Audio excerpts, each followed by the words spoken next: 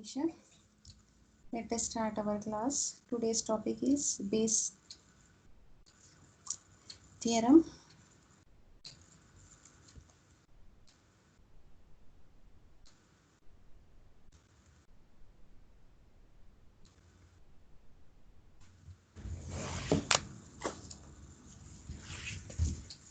So Bayes theorem, it was developed by mathematician Thomas Bayes in the year 1763. What is the significance of Bayes theorem? It is used to find a conclusion given a particular condition. So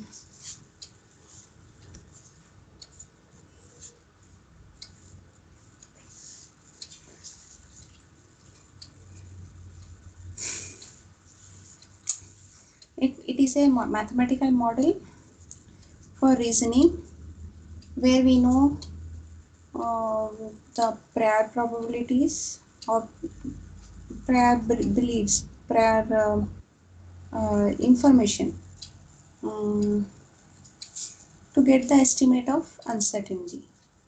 If you don't know for sure about something, you are uncertain, what you can do is you can, based on the condition given, it can be uh, determined what the conclusion might be.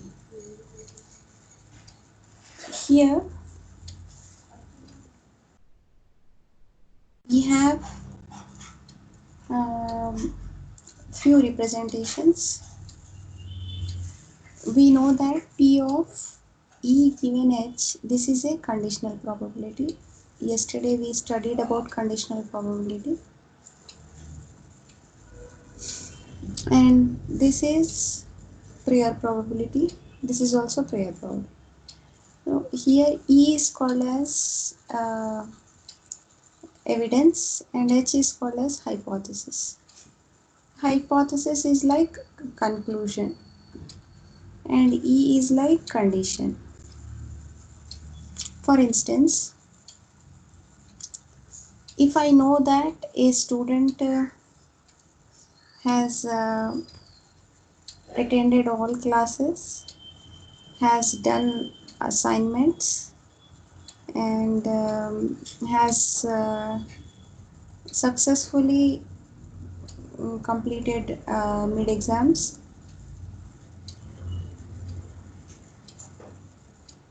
those are what evidence. For now, let us assume only one evidence that a student is a regular. Given a student is regular, what is the probability that he passes the exam? That is, we are deriving the conclusion. We are estimating the unknown and uncertain information. To um, get to know about the probability of hypothesis given evidence, we need to have probabilities for evidence given hypothesis. Um, Essentially, this is like a student passing exam given he is regular.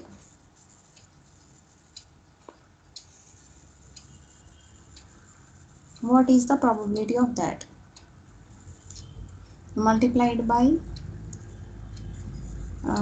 probability that a student pass the exam over the probability that student is a regular student. This is the relation.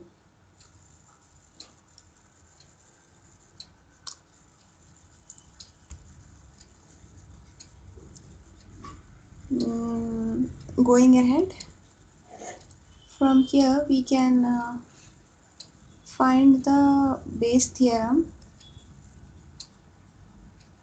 from the conditional probability. This we know it is a conditional probability. To find the base theorem from the conditional probability, we need to derive few expressions. P of H hypothesis given evidence is equals to P of hypothesis and evidence over P of evidence, which can be written as P of H given E into P of E and P of H and E. This is one equation that is derived for H given E, and likewise for E given H. E given H means student pass exam given student is regular given student passes the exam.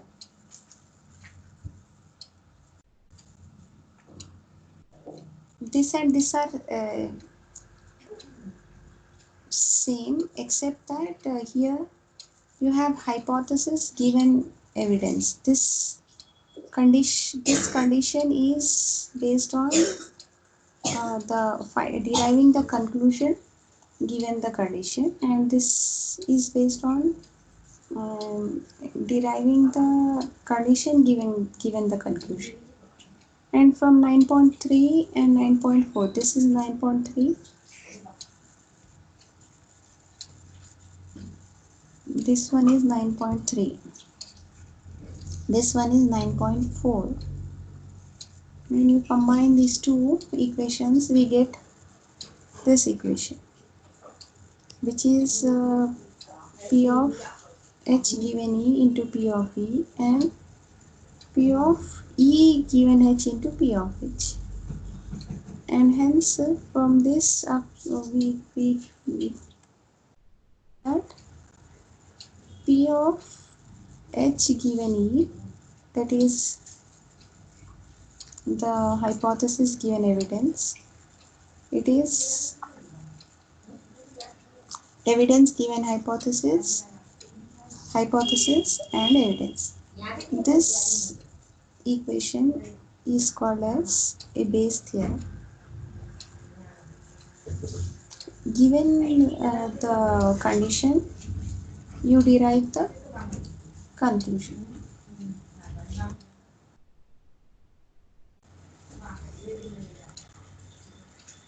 All right,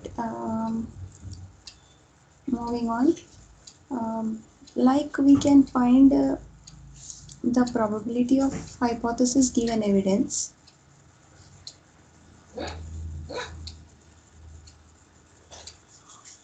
We can also find the probability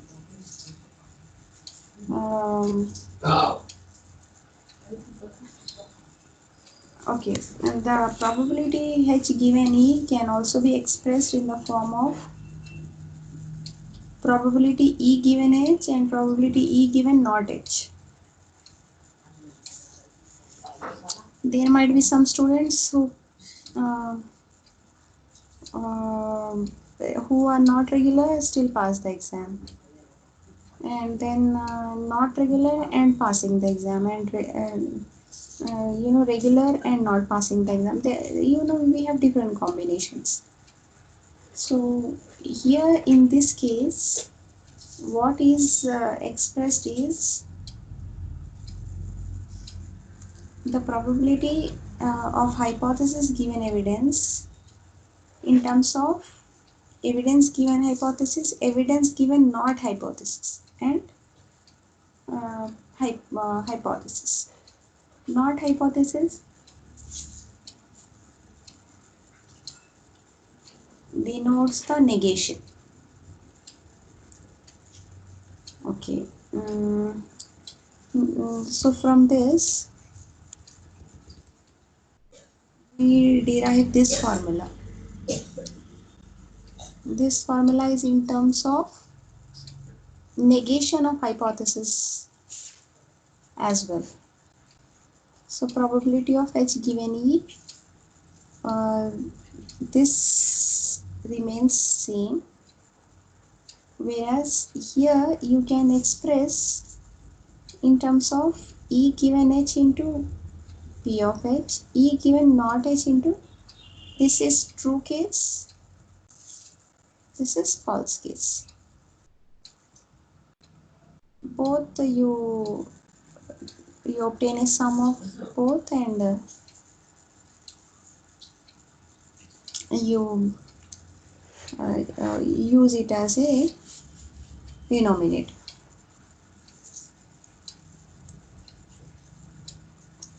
So from the form, we got the formula earlier based here, and this has been derived from that by using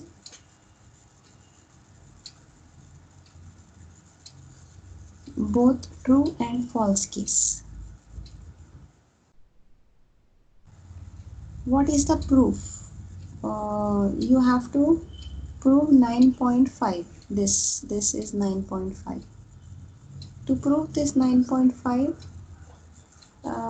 from the introduction to probability, we know that P of E is equals to P of E and H plus P of E and not H.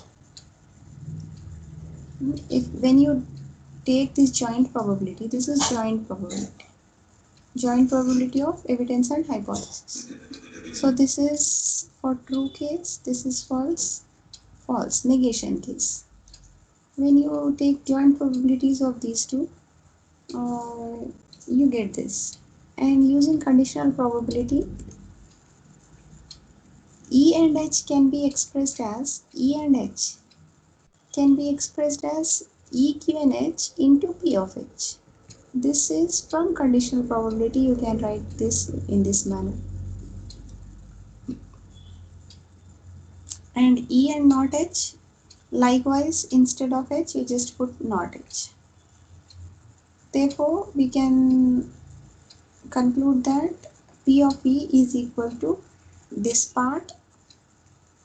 This is joint probability, and this joint you obtained using conditional, and then when you put these two conditions you get this P of E.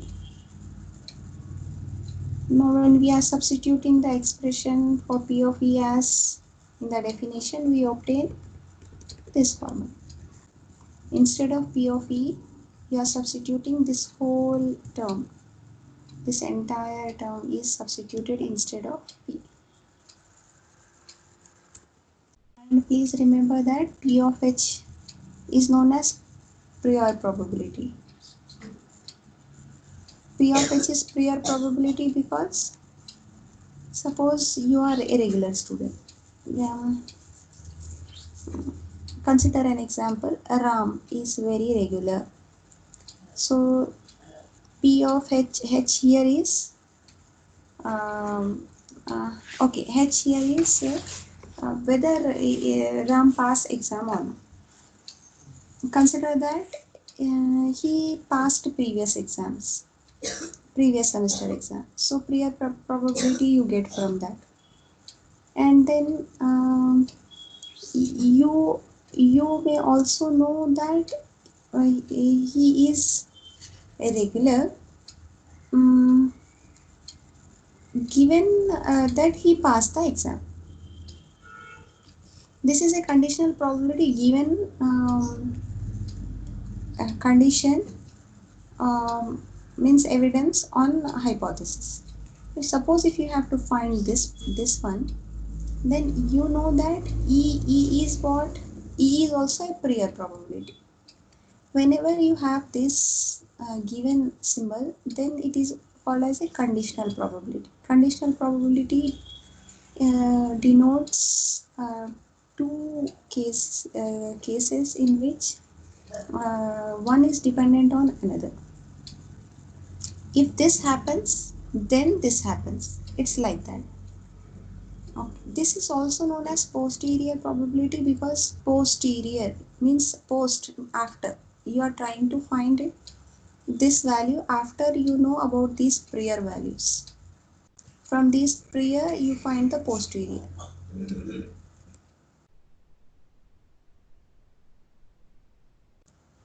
Let us look at an example. How this Bayes theorem is used in a expert system. It is more or less like if then. This rule is this theorem is like if then statement. If then statement means if x is true, then y can be concluded with a probability p dash.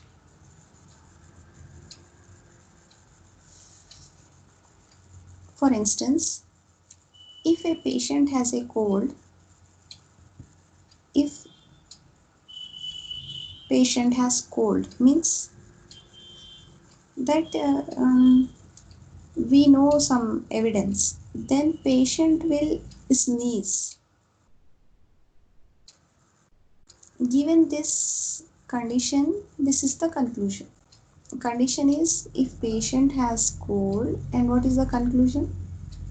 Patient will sneeze, and what is the probability of that? 0.75.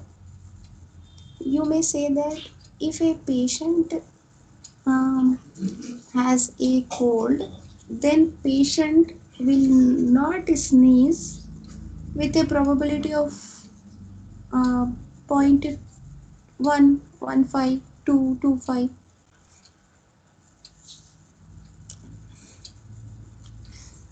Essentially what happens here is you are trying to estimate the probability of a conclusion when a condition is given. Let us illustrate this concept with an example. So what is the example? Suppose we are given the probability of Mike has a cold. Mike has cold. The probability of that statement is 0.25. And probability of another statement, Mike was observed sneezing when he had a cold in the past as 0.9. Probability of Mike was observed sneezing when he did not have cold is 0.20. We have to find the probability of Mike having a cold given that he sneezes. If you classify these probabilities, we know that Mike has a cold is prior probability. Mike was observed sneezing when he had cold in the past. This is like, you know, conditional probability. Conditional probability for true statement. This is second one is conditional probability for its negation.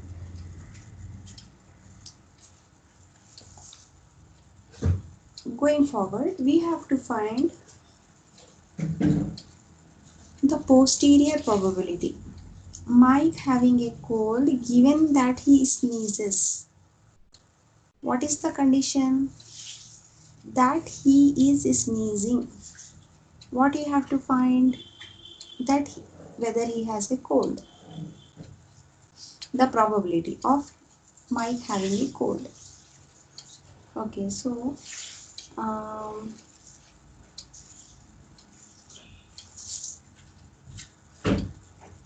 if you look at here, this is prior probability P of H. H is hypothesis here. And hypothesis is you have to find that Mike has a cold given he is sneezing. That's what you have to find. Here it is. Here. Mike has a cold given he is observed sneezing. E given H is 0.9. E given not H is 0.2. Let us substitute the values.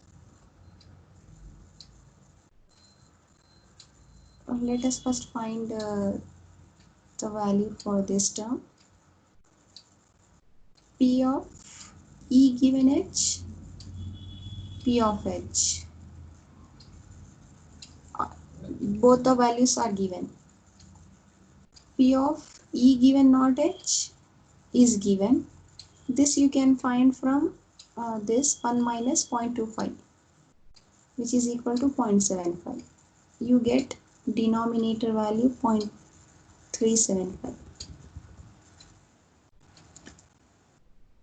And then when you put in this theorem, base theorem equation, 0.9 is E given H and 0.25 is H.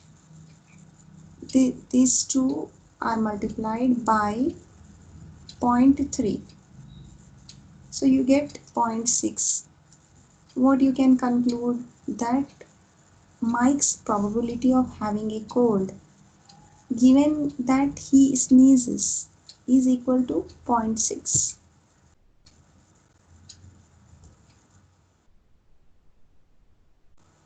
Likewise, we can also determine what is the probability of having a cold given he is not sneezing. If you look at here, this is not sneezing, not E. H given not E is, H means finding whether he has cold given he is not sneezing. So how can you obtain not sneezing? 1 minus 0.9 into this is prior probability of H, and this E we already found P of E here. So 1 minus P of E is equals to P of not E. And when you put the values, it evaluates to 0.04. The probability that, yes, any doubt?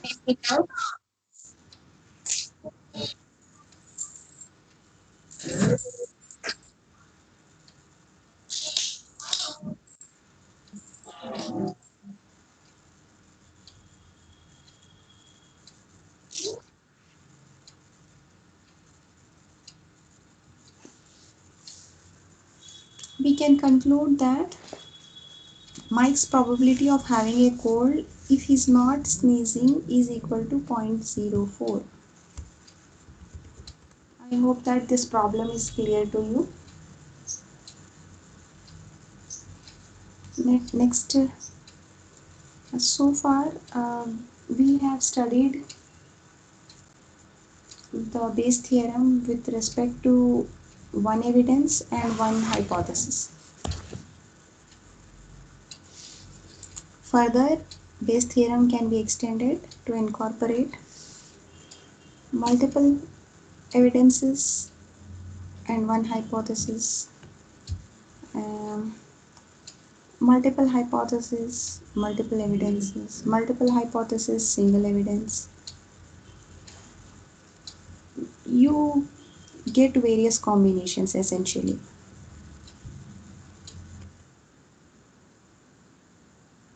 Now we'll look at these different possibilities. First one is one hypothesis and two evidences. If you look at here, P of H given E1 and E2. Earlier example had only H given E. Here you have H given E1 and E2.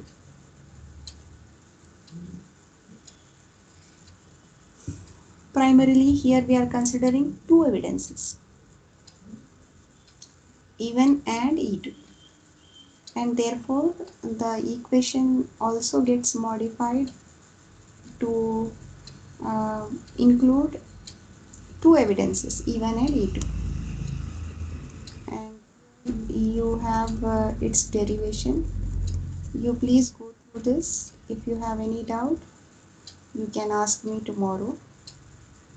It is same as the previous one. That's why I'm just leaving it for your homework. In this we can express in two forms. Like earlier, base theorem also we expressed in two forms. This also we are expressing in two forms. Please go through these both the forms. If you get any doubt, you can ask me. Next possibility is one hypothesis and multiple evidences. The preceding one is one hypothesis, two evidences. Here you have one hypothesis, multiple evidences, E1, E2, and so on up to En. Preceding one was E1 and E2. Here you have several, means n evidences. Again, this is also similar to what we studied. Okay, this one is a bit different. In this, what happens is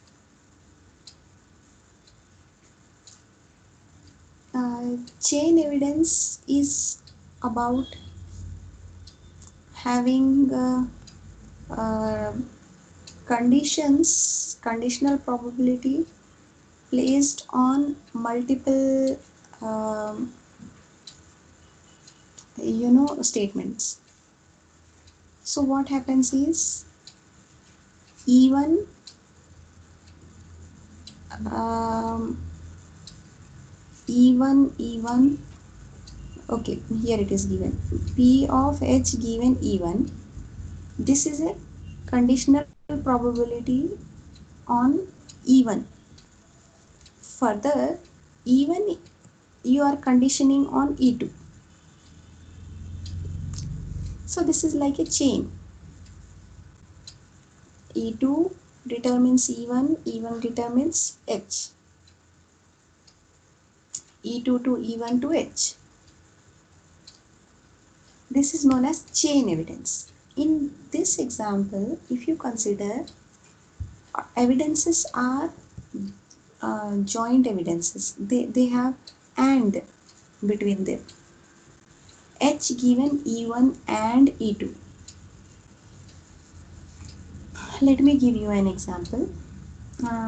If you say a student, what is the probability of a student passing an exam given he is regular, that is one evidence, and he writes assignments, that is and E1 and E2, and he completes mid exams. So three evidences we are giving, E1 and E2 and E3. H given E1 and E2 and E3. That is joint occurrence. That is what is the probability of all the three evidences occurring together. In chain evidence, what happens is a student attending college depends on whether it is safe to go out, considering the present scenario. If lockdown is lifted, then student attend classes. Further, if student attend classes, he passes exam with distinction. Here we have chain evidence. If lockdown lifted, then that is condition and conclusion. followed by another condition and conclusion is, after lockdown got lifted, if a student attend classes, he pass with distinction. So these are now conditional probabilities. It's not joined. That is chain evidence. So if you look at here, chain evidence, uh, essentially you are finding P of H given E1 and then P of E1 given E2. Remaining, uh, remaining part is same. Going ahead, the next possibility is multiple hypothesis and single evidence. Multiple hypothesis. Let me give you another example. A student is placed, uh, a student gets placed and a student pass exam with distinction and student get placed given student is regular. So this condition here, conditional probability is based on two hypotheses. You are trying to find two conclusions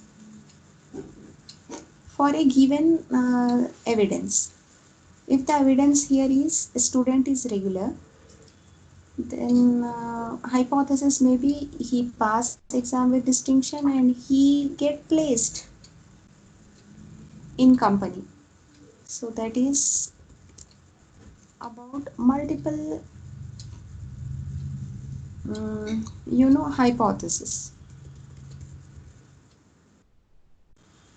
So here it is given equation for HI means we have multiple hypotheses.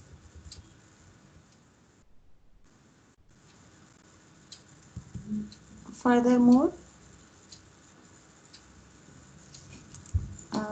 multiple hypotheses and multiple evidences. Here, if you look at here, HI, multiple hypotheses and multiple evidences, E1, E2 and up to En.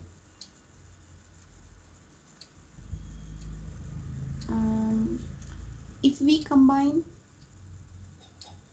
previous examples, multiple hypotheses probably would be student pass exam with distinction, student gets placed, and evidence student is regular, student complete assignment and attend in mid exams. So all that you are combining into multiple hypothesis and multiple evidence. This, all of you please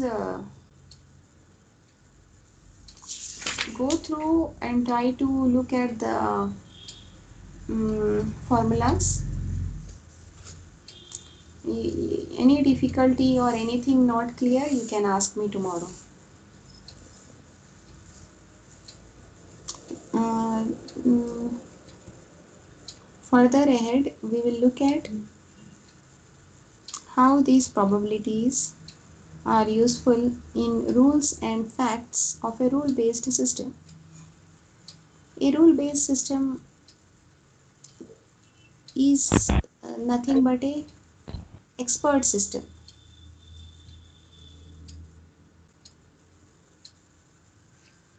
Okay, it is a expert system.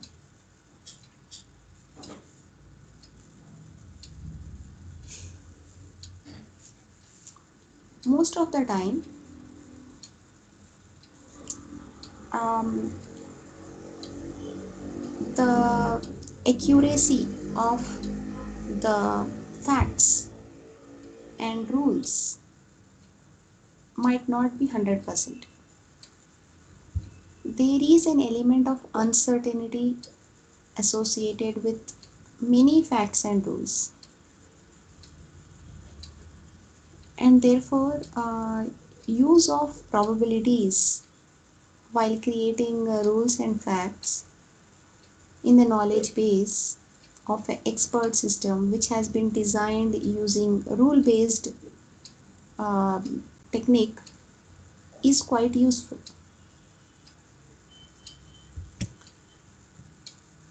Basic probability theory can be used when we have probable facts and rules. When we for instance, I can say that tomorrow there is a probability that 5 students attend my class. I cannot be 100% accurate in predicting or estimating. Furthermore, when it rains and when it not rains, that clause is also dependent on the probability. It's not a fact that if clouds appear on the sky, it always rains.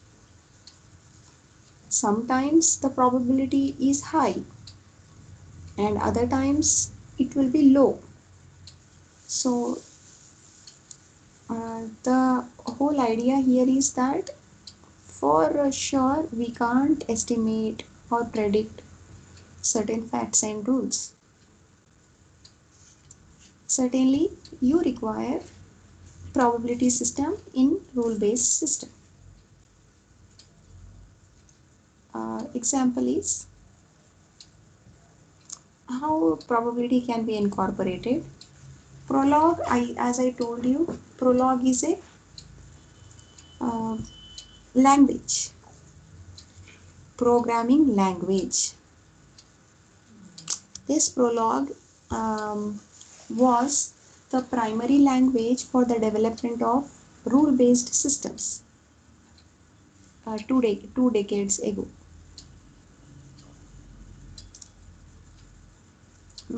Yeah. What happens here is battery in a randomly picked computer is dead 2% of the time. What is this? This is a statement. Statement is battery in a randomly picked computer is dead. What is the probability? 2% of the time. From this statement we can conclude that there is a probability of a battery to be dead in a randomly picked computer 2% of the time. So how can you express that in Prolog? Battery dead computer. This is predicate and 0.02. This is the probability that this 2% of the time battery may be dead in a computer. Another example is if 25% of the time when the computer does not work, it is true that its battery is dead. How can you write this? Battery dead computer 25% implies that computer not start for computer does not start at all. One means 100%. The accuracy of this predicate is true, always true if it is 1, if the value 1 is passed as probability value. So what this statement means is to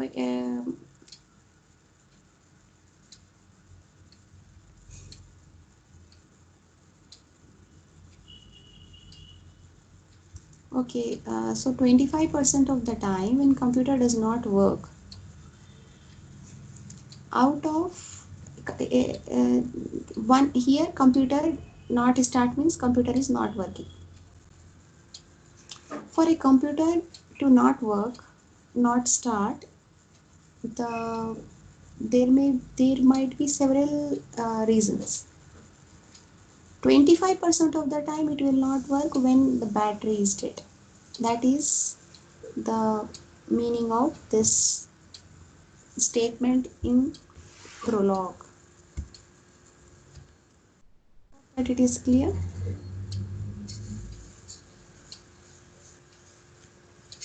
Here another example, the probability of the battery being dead is same as the probability of the circuit being faulty. Computer circuit faulty, probability is P. Here probability is not mentioned.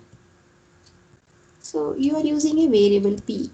Whatever value you initialize to P, same values goes for both the predicates.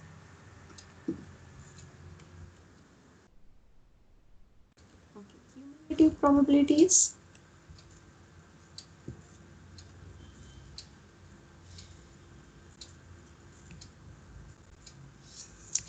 Cumulative means combination. For a computer not to work, 25% of the time it is the fault of a battery.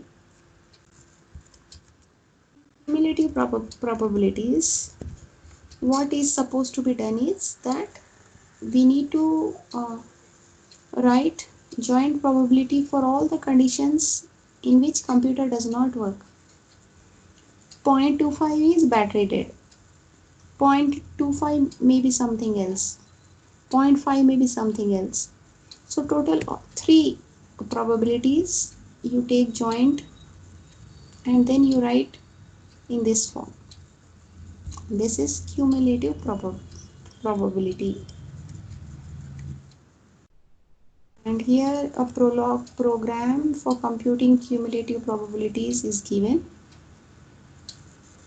So what you are doing here is you have to use AND combination. Cumulative means it is AND. It is a combination of several uh, clauses. So you are combining using AND combination.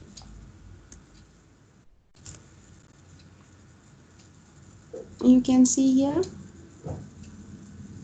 computer circuit faulty, battery old. Two cases have been given here. So what you are doing, you are combining using AND combination. This AND combination predicate combines P1 and P2 into P. P is the joint probability.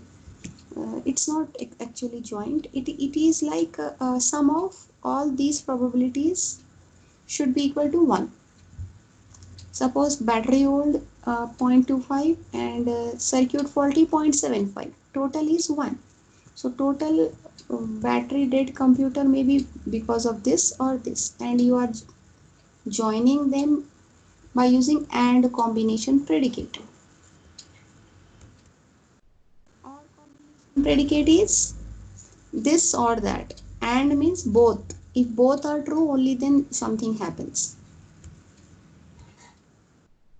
Example is given in this. Here you are trying to compute overall probability for the following rules and facts. Here we assume that the facts A, B, C, D are predicates with certain probabilities, which is equal to probability 1, 0.4, 0.5, 0.2. This is A, BC is 0.5, AD is 0.2. We need to find the overall probability. How we can write overall compute of P? We have to find for all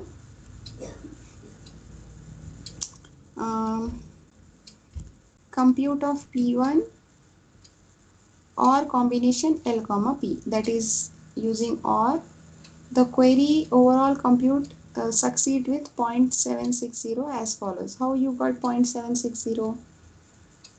Uh, zero point 0.4 is A, BC is 0.5 and AD is 0.2. So you got here uh, 1 minus 0.6, which is equal to 0.4. This is 0.5 and this here you are taking 1 minus 0.2, which is equal to 0.8.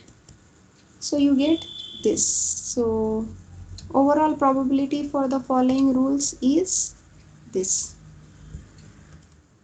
And please go through this problem. If you find any difficulty, tomorrow we will see. Handling negatives is not, negative is not, and one rule based system using probability, a complete example is given. Please go through this. Tomorrow we will look at Bayesian belief network. So Bayesian advantage is that it has a strong theoretical foundation and well-defined semantics, and disadvantage is it requires large amount of probability data to construct a knowledge base. Just now we saw and or combinations, you have to use so many to create a complete knowledge base. So that is the disadvantage. Please go through all these. Tomorrow we will start with Bayesian after clarifying your doubts. If you read once, it will give you the clarity. I will stop the class now. Bye bye.